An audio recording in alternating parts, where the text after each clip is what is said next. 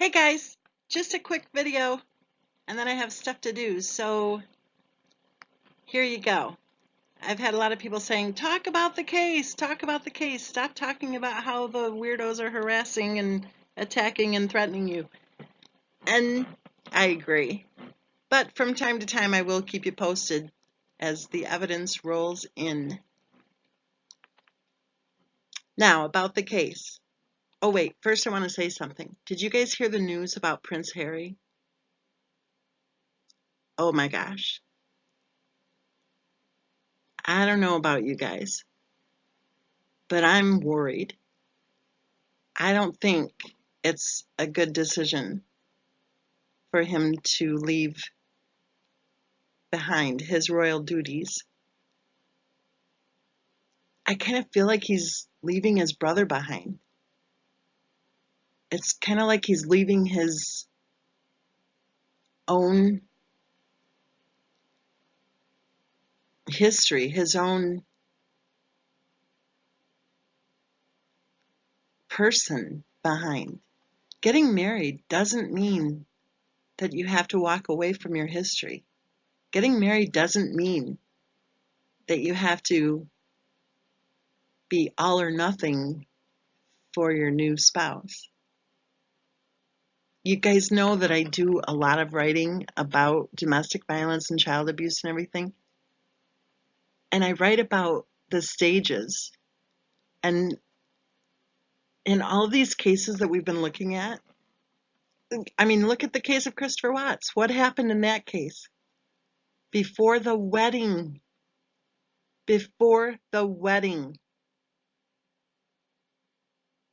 there were problems. Remember the friend who was interviewed who said that Christopher Watts' new girlfriend at that time was insulting his friends, insulting them. And then he would apologize for her behavior over and over again.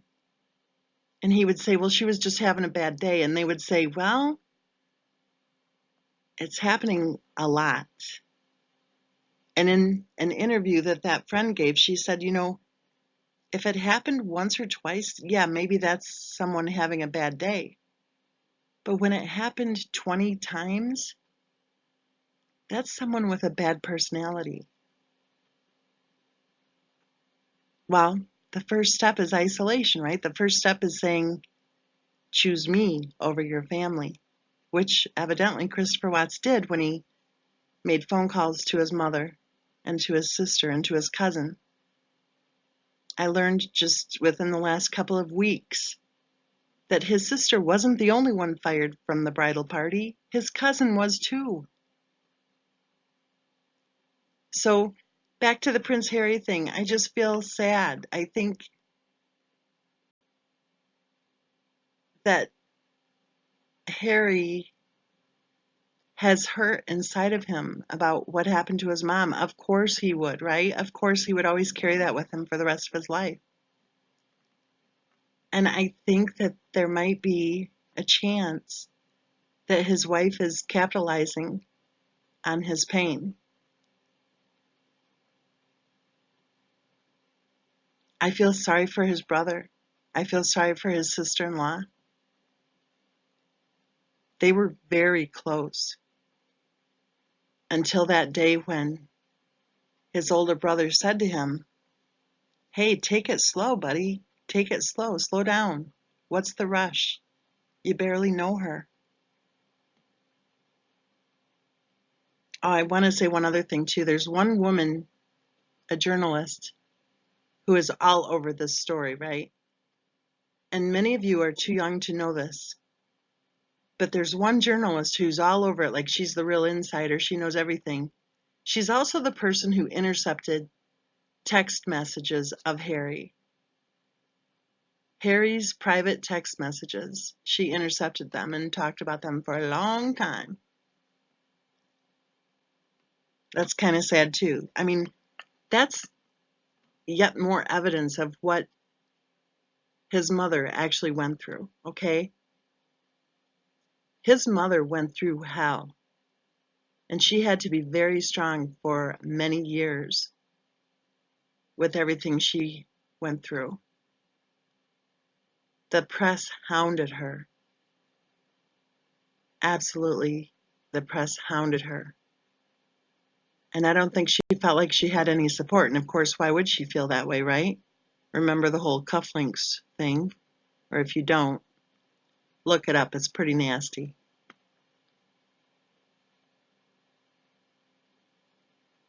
Princess Diana wasn't just the Princess of England. She was like the world's princess. And there were many of us who absolutely were applauding her every step of the way while she kept standing up for herself. And then along comes Harry's wife, and evidently she's got it rough. Are you kidding me?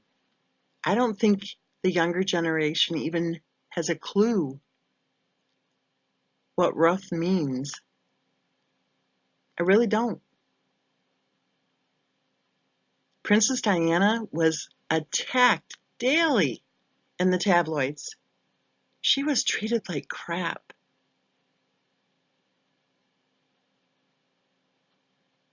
And what are we talking here? 20 months? Has it been just like less than a couple of years?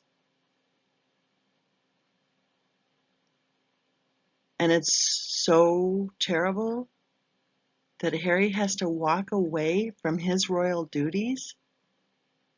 He has to hand back that HRH? Are you kidding me? Well, you know what? Princess Diana will forever be Her Royal Highness. And Prince Harry also will forever be His Royal Highness in our hearts. Okay, let's flip now over to the case of Christopher Watts. Is it possible that Christopher Watts was telling the truth in his police interview when he said that he did not murder his children? Is that possible? Yes, that is possible.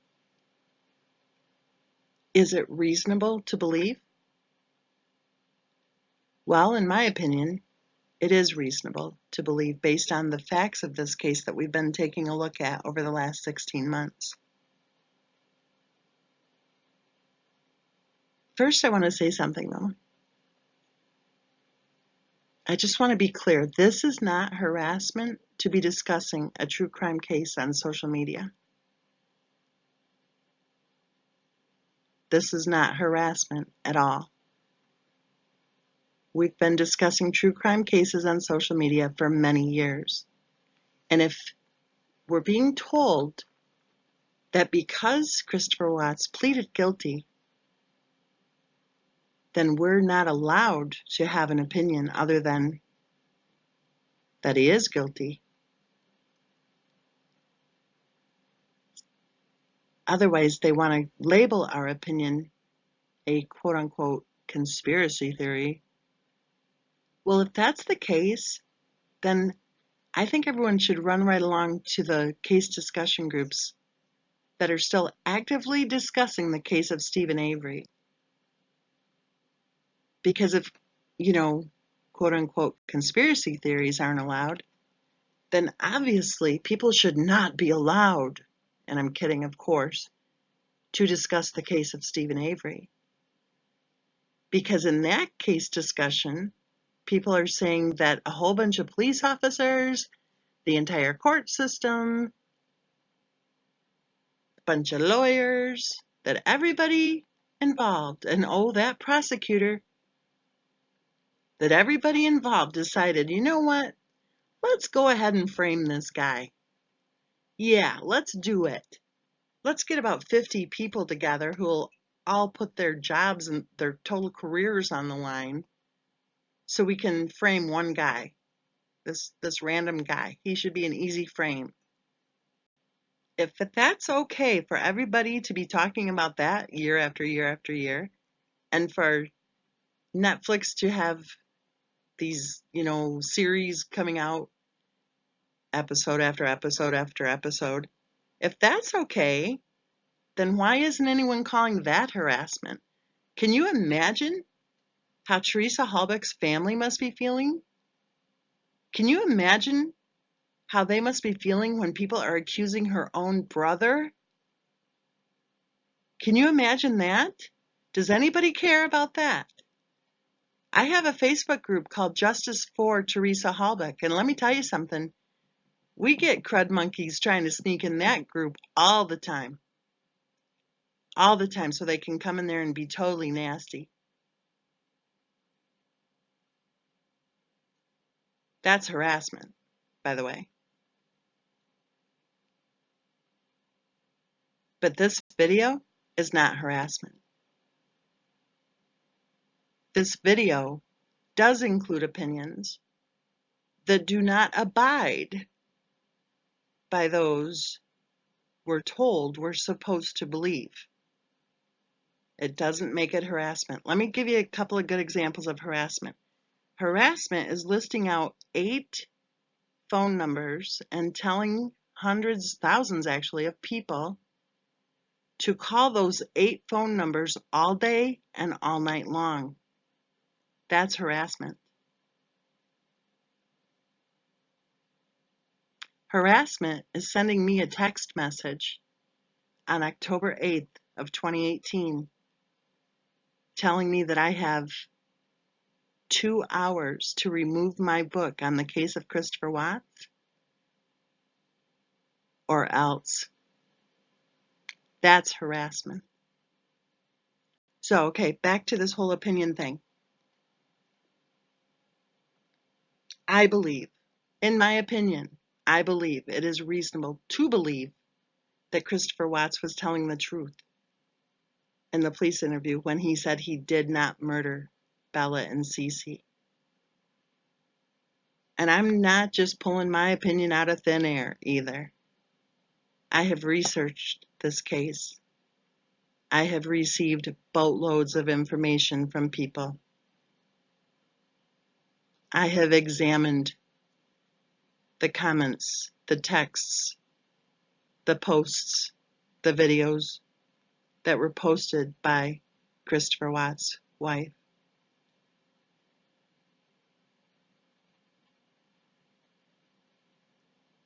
I believe that Christopher Watts' wife was desperate. I believe that she wanted her husband isolated from his family. I believe that she needed to have him isolated from his family because she had already convinced him that she was really good with money and that she should be the one handling the couple's finances. And I think her financial house of cards was already crumbling down. I think she convinced him that she was making a ton of money with all of those MLMs that she was belonging to. But I don't think she was. I think she was using credit cards and his paychecks to continue to buy products in order to continue to be invited to those weekend parties.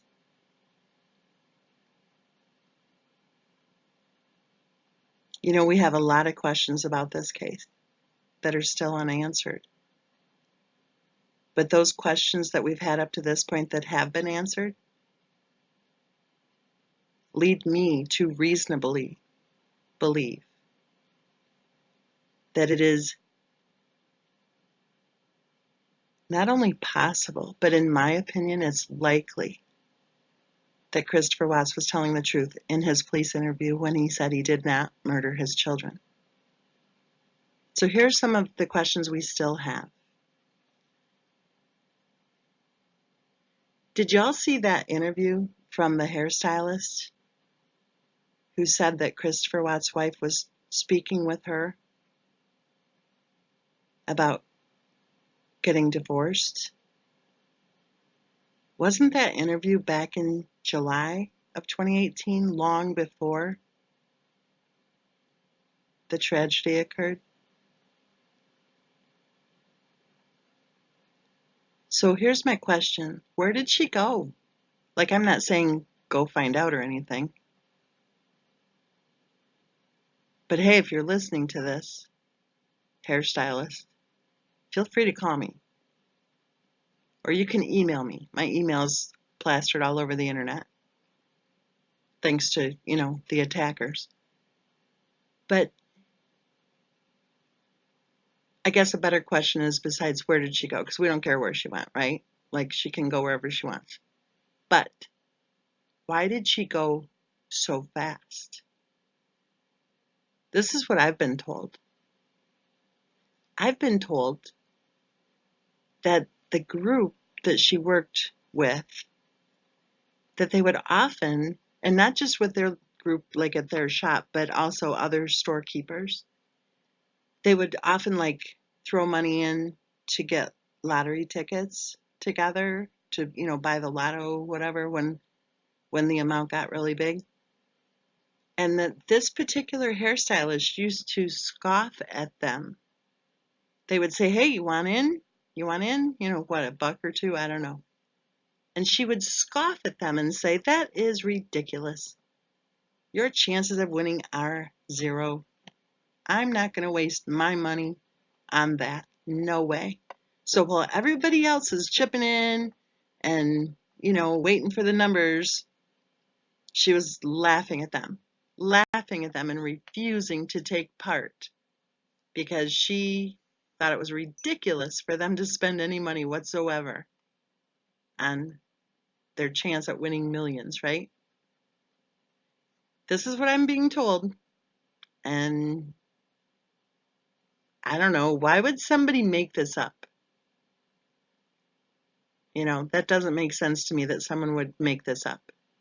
So I'm just telling you what I've been told.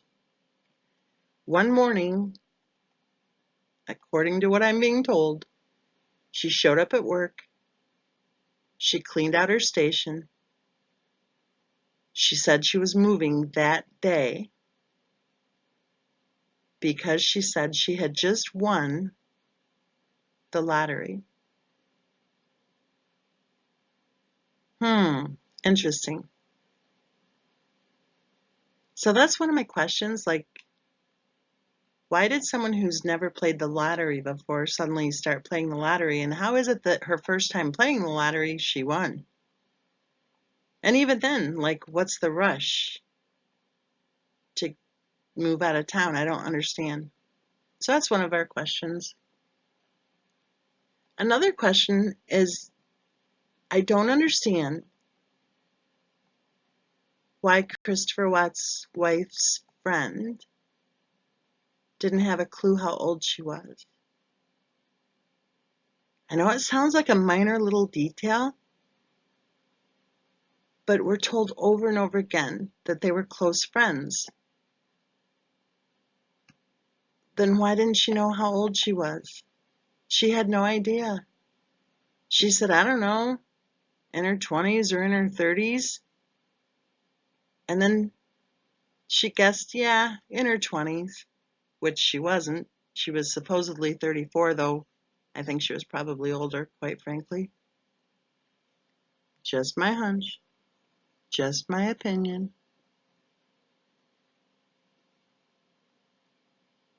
So why? So then I think, well, maybe that friend was more of like a friend of the family. And if so, I kind of wonder, like, if that friend of the family wasn't kind of trying to help her out a little bit. You know what I'm saying? So I'm wondering, because it doesn't make sense. You know your friends' ages, right? I mean, think of your friends. How old are they? You can answer that question, right? And if you were to guess, you'd probably be a lot closer than in her 20s when she's 34 plus, right? So that just kind of stands out too. There are other questions that we have too. Like, why didn't we ever see any videos and all of that discovery with all of that information that was released to the public? Which, I've been discussing true crime cases for many, many years. I have never seen a case where so much information is made public.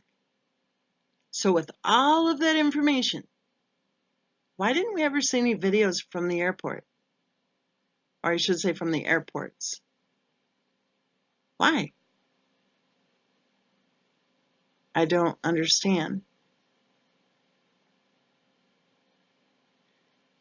And is it possible that I'm missing something here about the text messages? Because I don't see any text messages leading up to the tragedy. And for people who were on their phones all the time, right? It sure seems to me that there would have been more text messages there in those last few hours, right?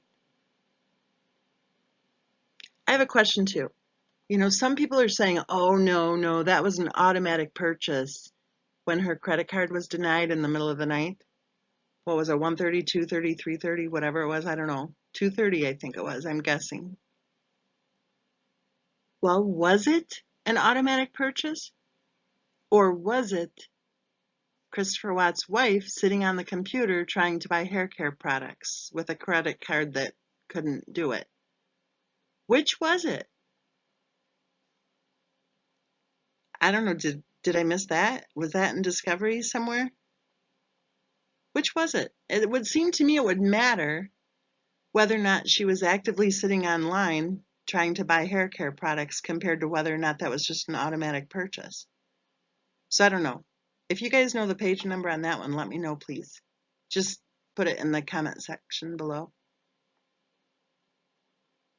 I have another question, and then I have to run because I have stuff I have to get done. But people are saying that Bella was starting kindergarten, but Bella wasn't old enough to start kindergarten.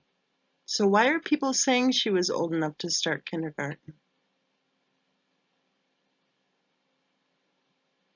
I don't know. Why don't you go ahead and throw your questions about the case in the comment section too, and then let's get this discussion rolling. Everyone have a great day.